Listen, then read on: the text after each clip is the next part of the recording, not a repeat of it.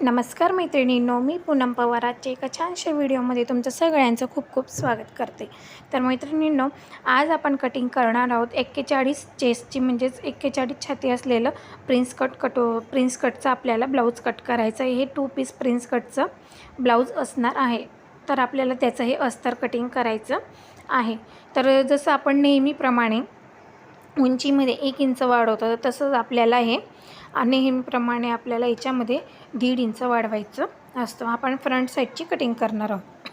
तर सर्वप्रथम उंची टाकून घ्यायची. उंची आपली बरोबर 15.5वर एक मार्किंग केलेलं आहे आणि त्यानंतर मी घेणार आहे शोल्डर हे 5.5वर मार्क करून घेतलेलं आहे. त्यानंतर आपल्याला मोंढा घ्यायचा आहे. मोंढा आपला बरोबर 6.25 इंचावर येणार आहे. तर त्यानंतर आपल्याला चेस्टचं माप टाकायचं आहे. चेस्ट आपली 41 असल्याकारणाने बरोबर आपल्याला ते 10.15वर एक मार्किंग करायचं आहे. ते आपलं फिटिंगचं मार्किंग असतं आणि त्याच्यापुढे आपल्याला 3 इंच मार्क करून घ्यायचं आहे. त्यानंतर आपल्याला वेस्ट म्हणजेच कमरचं साईज घ्यायचं आहे. कमर आपली आहे 36, तर 36चा आपल्याला मार्क करायचे 9 इंच. तर 9 इंचावर मार्क झाल्यानंतर त्याच्यापुढे आपल्याला 4 इंच मार्किंग करून घ्यायचं आहे. तर या पद्धतीने आपलं पूर्ण मार्किंग हे क्लिअर झालेलं आहे. आता त्यानंतर काय करायचं आहे आपल्याला, गळा आहे. गळा आपल्याला 2.25 इंचावर मार्क करायचा आहे आणि गळ्याची उंची आपल्याला ही 6 इंच घ्यायची आहे. गळ्याची उंची 6 इंच घेतल्यानंतर आपल्याला बरोबर खाली बॉटमला त्याचा 2.5 इंच घ्यायचं आहे, कारण की गळा हा असा छान असा ब्रॉड होतो आणि शोल्डरसुद्धा उतरत नाही. शोल्डर उतरण्याचे हे सुद्धा कारण असतं. त्यानंतर आपल्याला शोल्डरचा बरोबर मधला सेंटर काढून आपल्याला वरून टक्स पॉईंट घ्यायचा आहे. टक्स पॉईंट हा बरोबर आपला 10.5 इंचावर घ्यायचा आहे. 10.5 इंचावर टक्स पॉईंट घेतल्यानंतर कमरेच्या साईडने आपल्याला 4.5 इंच आणि बरोबर टक्स पॉईंटवर 4.5 इंचावर मार्क करून आपल्याला बरोबर एक लाईन ओढून घ्यायची आहे.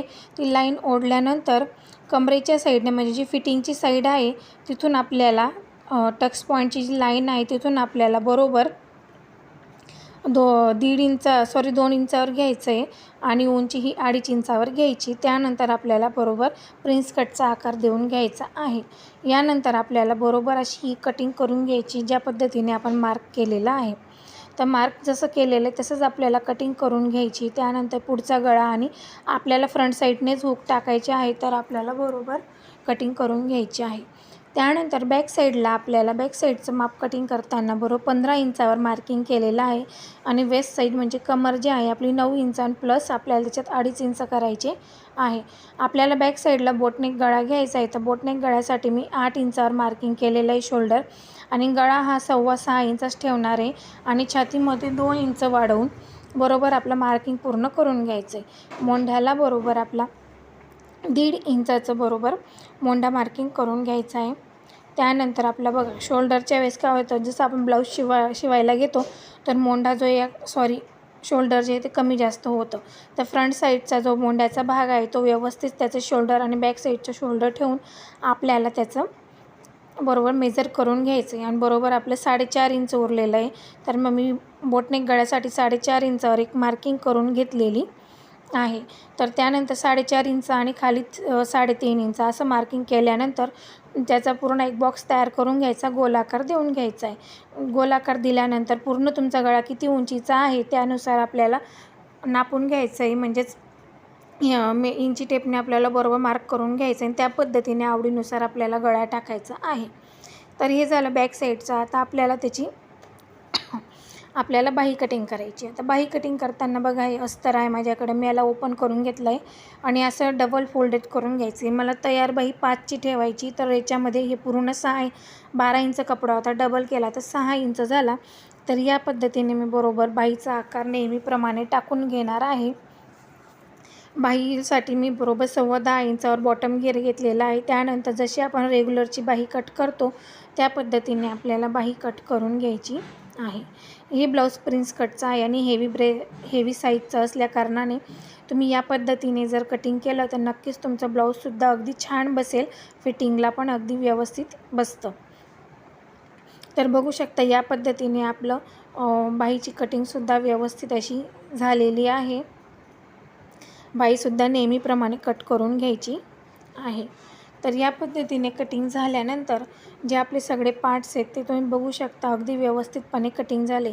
तर याचं मी हे झाल्यानंतर मी तुम्हाला ब्लाऊजची जी बॅक साईडची जी डिझाईन आहे ती मी तुम्हाला त्याचा व्हिडिओ नक्की शेअर करेल तुमच्यासोबत, की डिझाईन अगदी छान दिसते. मी जशी बॅक साईडला टाकली त्या पद्धतीची अगदी सुंदर दिसते. तुम्ही बघू शकता आता पूर्ण आपले पार्ट्स हे जे कट झालेले आहेत.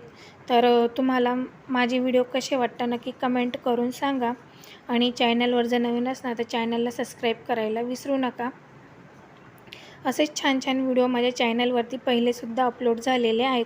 तर तुम्हाला कुठल्या ब्लाऊजच्या कटिंगचा व्हिडिओ पाहायचा आहे नक्की तुम्ही मला कमेंट करून सांगा. आणि काही प्रश्न असतील तर नक्की तुम्ही मला कमेंटने विचारू शकता. तर मी तुमचे नक्की प्रश्नांची उत्तरं देईल. चला तर मग भेटूया आपण पुढच्या एका अजून छानशा व्हिडिओमध्ये. तोपर्यंत चॅनलला बघत राहा, इतरांसोबत शेअर करत राहा आणि सबस्क्राईब करायला विसरू नका. तोपर्यंत बाय बाय.